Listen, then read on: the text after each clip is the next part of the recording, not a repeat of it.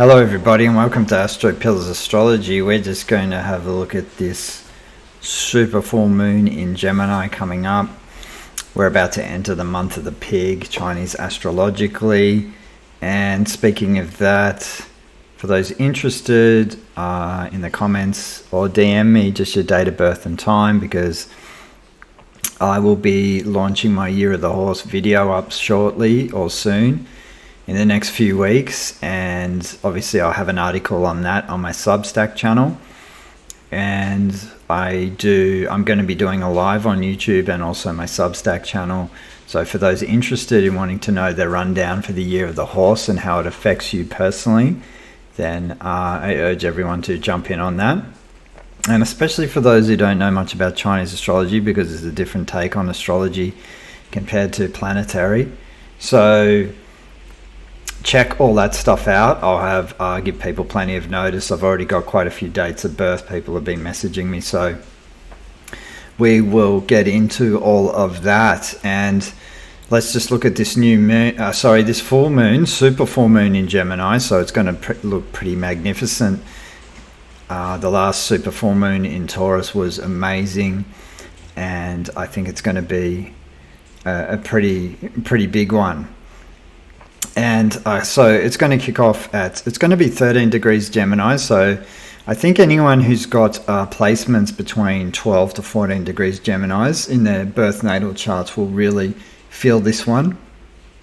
And so let's just talk generally about the moon in Gemini, because the moon in Gemini tends to react perceptively, quickly, changeably, and has a lot of kind of unending curiosity. So, the moon, for those who don't know, there's a lot of people talking about the moon on the YouTube channels, but the moon generally affects our health. It's what they call a luminary.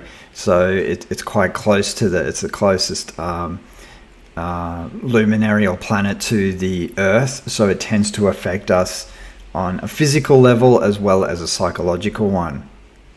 And so the moon is really what we seek security in, and where we seek sanctuary in our birth natal charts. And depending on what's aspecting it, it's going to really determine how comfortable we are with ourselves and our own emotional well-being.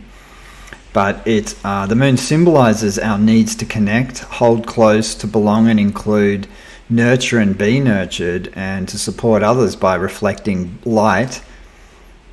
reflecting back light of their own life force. So it can tend to be a mirror a little bit, the moon.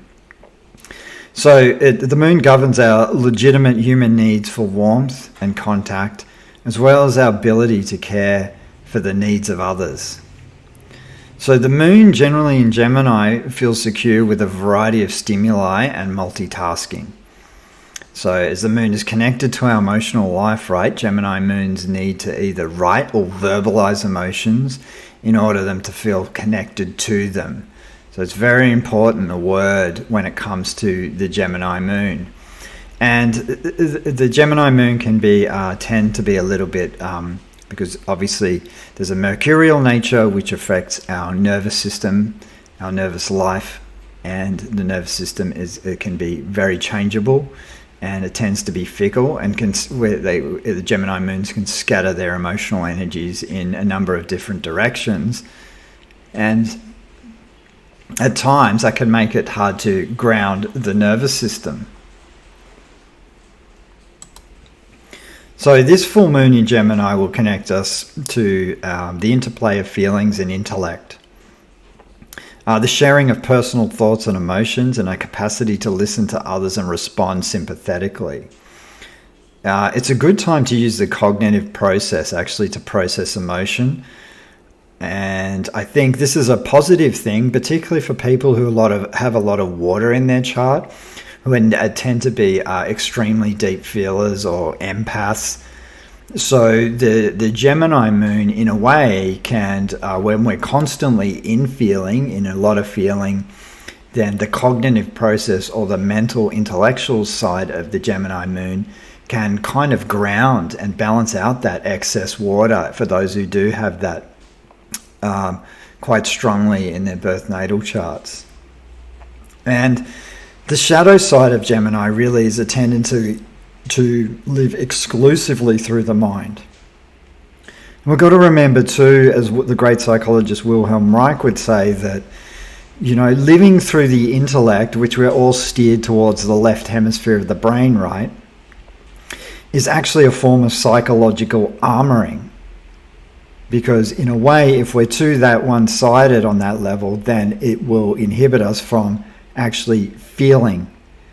And, a Gemini moon can lead to full-fledged aloofness, cognitive dissonance, and complete and utter denial of feeling, right?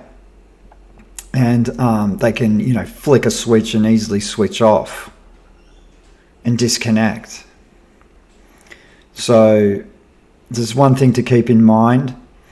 I don't have time to go into all the Reichian theory in terms of the psychological concepts that he came up with, but he did coin the term psychological armoring.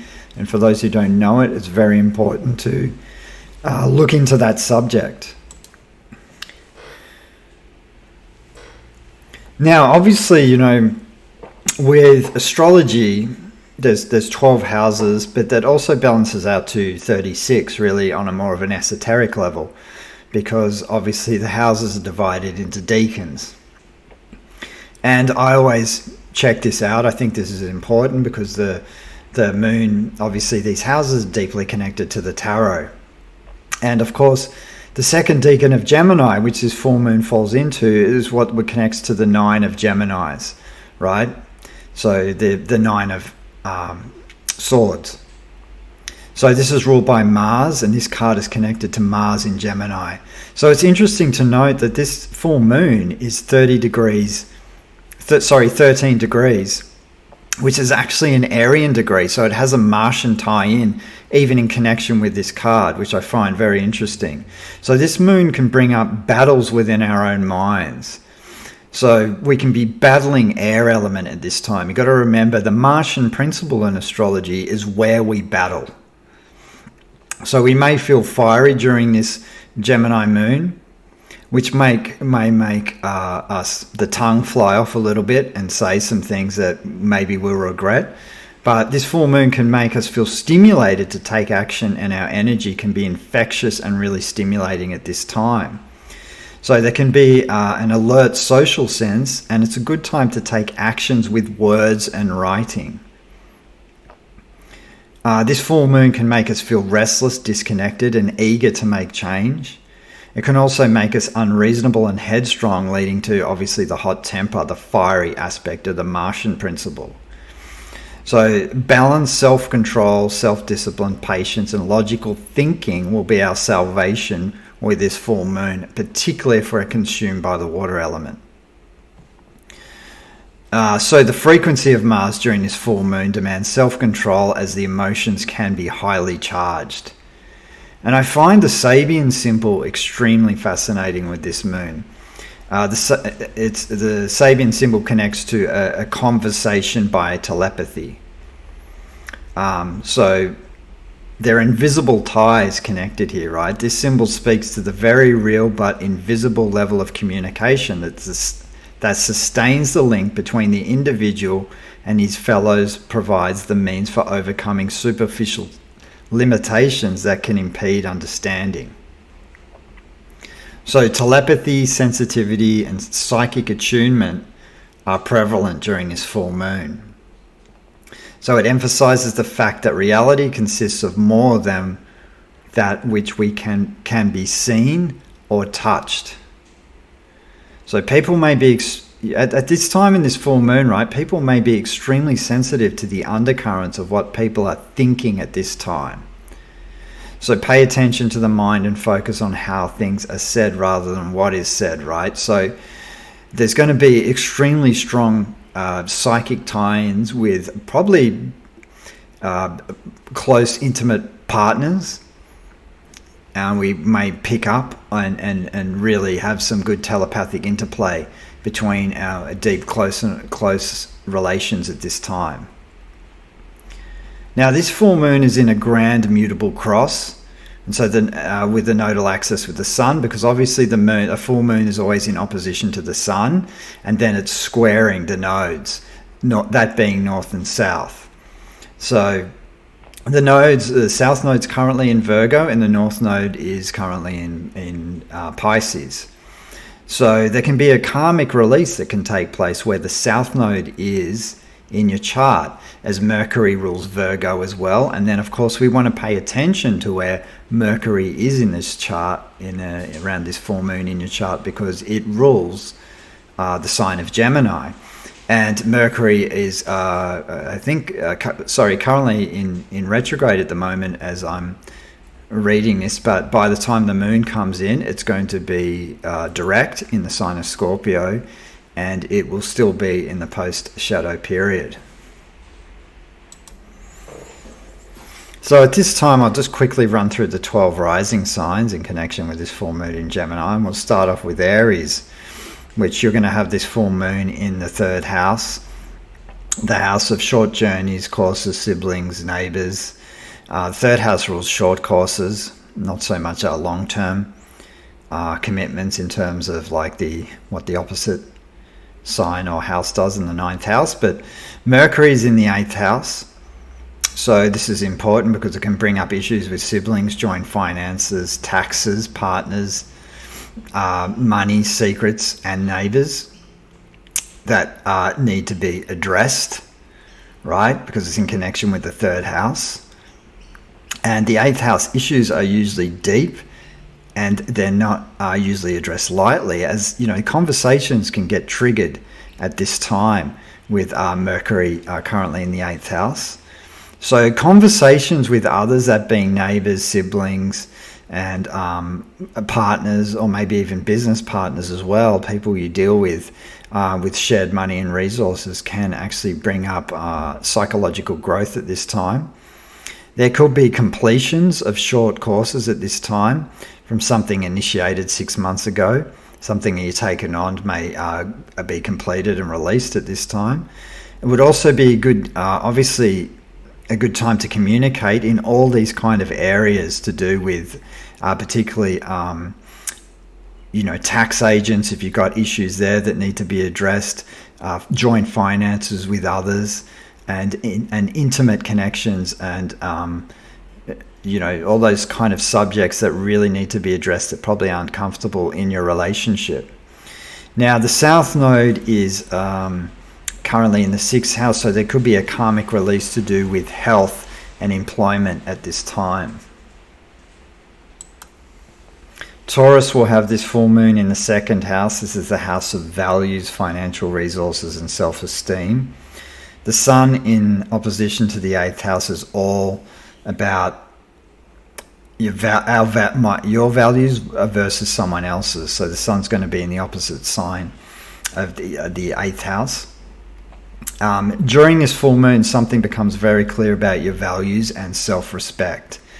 So Mercury is transiting the 7th house at this point in time, which can the house of relationship, and can give rise to issues around sex, intimacy, and money. So something becomes very clear around finances, a potential leveling up when it comes to your finances, and particularly if you really had strong intentions 6 months ago in the new moon in Gemini when it was in the 2nd house. Now you could be reaping the rewards.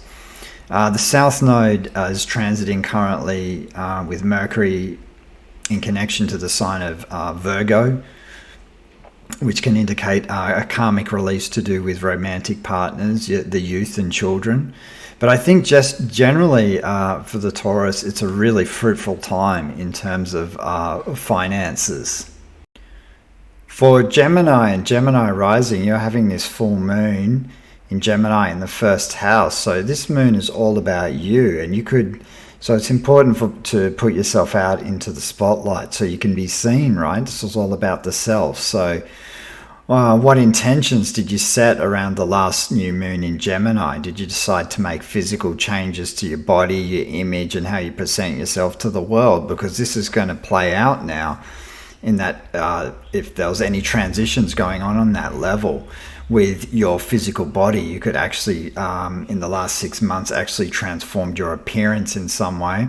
Mercury in the 6th house is where you communicate on a daily basis. So it rules your pets, your health, and service to others. It's a good time to focus on healthier habits in your daily routines right now. And the South Node in Virgo can indicate a karmic release from ancestral patterns, right, in the home and family. But this can be a really fruitful time in your career with the North Node in your 10th house at this point in time.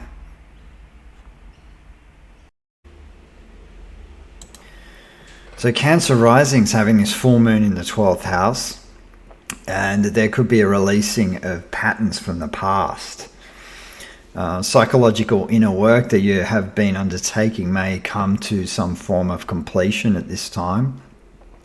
It's a good time to let go of any escapist tendencies that we may have had in the past. Dream life can be activated at this time with this full moon, so pay attention to messages. Because the 12th house really rules sleep and dream life, so we could get downloads. There can be a karmic release that can happen in the 3rd house in connections with communication, siblings, neighbors, but also negative thought patterns as well, and writing and communication. Mercury in the 5th in connection to the 12th may show that we need to communicate and take time out with our children and possibly spend time, quality time with them, alone time with the children, because Mercury in the 5th house does rule children. It can also be a good time to reflect on what you love in terms of hobbies and creative outlets. For Leo rising, you have this full moon in the 11th house, the house of networks, goals, socializing, wish fulfillment. So this is a good time to shed light on your goals, and whatever you've actually been trying to manifest on that level, as in wish fulfillment, may really play out at this time. Mercury is currently transiting the 4th house at the moment, so there's going to be a connection there which can lead to discussions in the home environment. This could indicate a social time also with family members. Friend groups can also change at this time. So at the last full moon, you may have set intentions to connect with different groups of people, and this could really play out now. You may have made those changes and it's already manifested. There may be messages from family members that can impact your long-term goals in connection to the 4th house. Issues around belonging can come up at this time, trying to figure out actually where you fit in.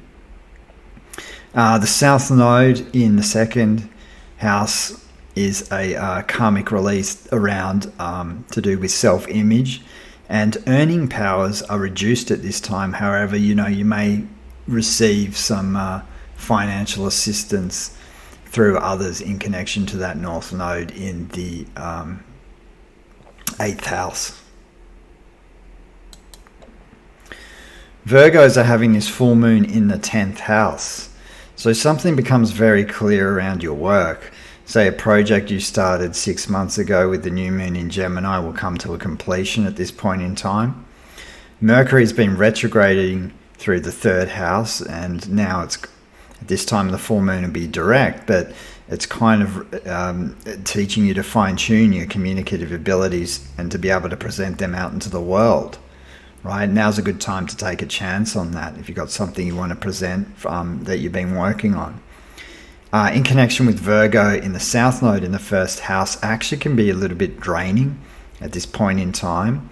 Your chi and prana might be drained, whether the South Node is, particularly in the 1st house, there can be pranic leaks, and you can get drained very easily. And I'd say in connection with Mercury, the draining would be more around speech and talking, as well as actually overly giving and serving others, because the South Node in Virgo, these people can tend to be actually workaholics, but overgive through service. But if you're feeling low energetically, then it's a good time to really enhance the vital force. And so you want to do this with obviously alternative treatments are the best, right? So acupuncture, Qigong, Tai Chi, anything that really enhances the vital force is really key at this point in time. The Libra rising having this full moon in the 9th house in connection to publications, studies, philosophy, travel, kind of all come under the spotlight here. Education, of course, and your intellect will be stimulated, and there could be a completion of studies, or perhaps definitely there can be a releasing time. Maybe you've just finished some completion of higher education, but also with Mercury transiting your 2nd house, you may be reevaluating your finances to, to be able to fund study or even fund some travel at this point in time. So the nodal axis for you, the South Node in the 12th, the North in the 6th, can be a favorable time for employment, definitely with the North Node in the 6th. But there can be karmic releases with the South Node in terms of issues around unconscious patterns that can potentially be your downfall. A psychological hygiene, so sanitizing the psyche, doing the shadow work. And there can also be, trouble with sleep. So if that's the case, then of course you're going to need to obviously rest and then have the treatments to support those sleeping patterns. We've got Scorpio risings having this full moon in the 8th house, which can shed light on the psyche and something deep within yourself that can be released at this time, because the 8th house is quite a deep house, one of the houses of psychology in connection to the 4th and the 12th. But you guys are having Mercury in the 1st house, which is transiting at this time in Scorpio, that the house of the self can probably reveal a big revelation, something to do with yourself that actually needs to be healed, or maybe that you have been working on some kind of possibly deep fear or some psych issue that you have been working on at this point in time. In the full moon, it's actually come to a form of completion and getting released. You may have set intentions from the last new moon in Gemini actually to pay off a particular debt of some kind, because either a tax debt or, maybe just whatever debt it is, then you may have actually reached that goal and being able to let it go. With the South Node in Virgo in the 11th house, there can be a karmic release to do with groups, or even particularly volunteer groups of people who are doing that kind of work. And also you may be inclined to leave certain groups, particularly ones that aren't fulfilling you intellectually. You're not getting that stimulation with Mercury in that house. So the Sagittarius rising are having this full moon in the 7th house, putting an emphasis on relationships, professional and intimate. So Mercury is currently transiting Scorpio in this house, indicating a need for private conversation, possibly with a spouse.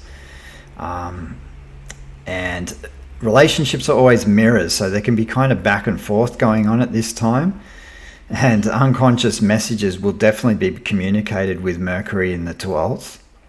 So the telepathic communication I was talking about with that Sabian symbol, excuse me, may really play out at this time for you guys, right? We've got to also remember Hermes, that rules Mercury, is the messenger of the underworld. He was what they call the psychopomp, so he was the only one who could visit Hades in the underworld and really connect and present and give the message of the dead to people. So I think at this time it can be a profoundly deep time for the Sagittarius rising in terms of connecting to these kind of messages, right? Which can come from the unconscious and our shadow sides of the psyche. So really pay attention to messages through dreams and also meditations if you're doing this kind of practice.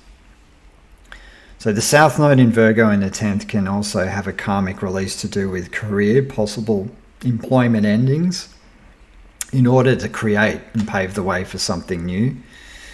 And possibly too, the reputation or your ambition can be a little bit weak at this point in time, but you know, this is going to pass. This is just obviously a transiting south node, so just keep that in mind.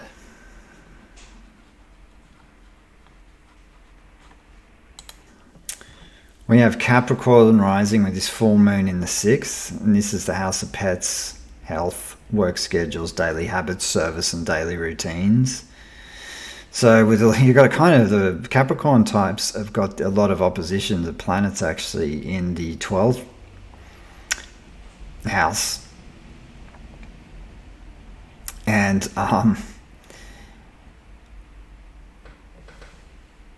this can indicate a need for work balance and rest. So with Mercury in the 11th, it can mean it can mean connecting and working together as a team to get to further and connect your goals. This is really important at this time. But with a full moon in the 6th, there can be a health issue which you may have been battling with, but may have come to a peak and being released at this time. So if work is affecting your health, then it's a good time to consider change. And I just want to throw in here for the Capricorn types that you guys have got Uranus transiting the 6th house, which can really disrupt your work-life routines in terms of the 9 to 5 thing. Or you may find that you can't stand the 9 to 5 routine if you're in that corporate sector and you just want to break free and really have a lot more freedom and space within your work and daily routines patterns, which can really be issues for you guys that come up at this point in time. And it's a really good time for Uranus in the 6th too to really consider having alternative health, because Uranus tends to rule this. So if you do have health issues, then think outside the box and how to maintain it. And for those who do, I've got heaps of info on this on my channel in terms of cell-sold astrology and all that kind of stuff. But you guys having the South Node in the 9th house can indicate a karmic release to do with old patterns of thinking.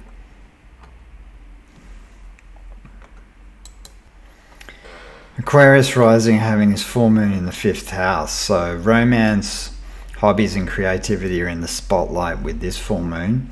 So Mercury in the 10th can bring a creative project that you started 6 months ago into the work arena. And it's a good time to communicate and take a risk. So if you have been working on something creatively, then really bring it out to the world. So a full moon in the 5th generally is about parties with children, or for those who aren't pregnant, it could be a time you do get pregnant at this time. With the nodal axis during this transit will enhance your earning powers, but there's also a water trine between Mercury, Saturn and Jupiter, but the trine to Saturn in conjunction to that close in the 2nd house can maybe feel like the work you're doing, you're just not getting appreciated, or you're putting in a lot of effort but it feels like you're not getting the recognition. The South Node in the 8th can indicate a karmic release around a partner, draining your finances. But in a way, right, I would just say that it's a good time to manage your savings wisely, and particularly with Saturn transiting the 2nd house. So we have Pisces rising. You're going to have this full moon in the 4th house. This is the home of ancestry and family come into the spotlight as well. So you guys have got Uranus actually transiting the 4th, which can really rock your foundation, both inner and outer. So there can be an inner kind of restlessness and instability, which can possibly lead to a lot of moves or movement or thinking about moving, because the 4th house is our foundation. And when we got the planet Uranus rocking through here, we can feel pretty unstable. So a lot of us can move through certain levels of anxiety that really build up with this Uranian energy in the 4th house. So just keep your emotions balanced. So, and there can be possible moves that will take place. However, your emotional roots really come into play here, right? So it's a time of releasing from old family patterns that, so if you've got old ancestral wounds and things like this, now's a really good time to finally let them go and release them.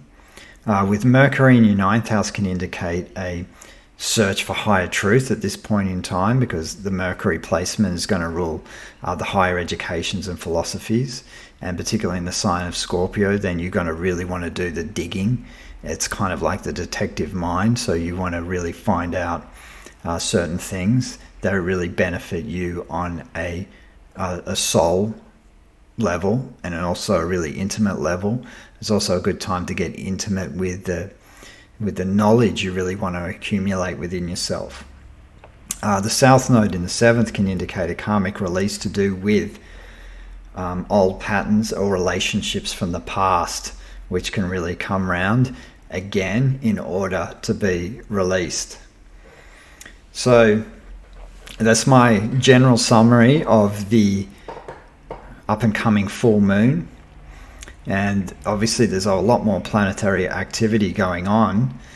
But like I said, guys, my Year of the Horse talk is going to be coming up in the next few weeks or so, plus my article on the Substack. For those guys who haven't joined my Substack, feel free to do it. It's free subscription, plus there's a payment option. The payment options, I'm aiming to go a little bit deeper into my cell salt stuff. There's a lot of things on acupuncture and Chinese medicine and Chinese astrology, because I'm a doctor of Chinese medicine as well. So for those who would like to join that, there are links below in the description, and I will see you guys in the next video.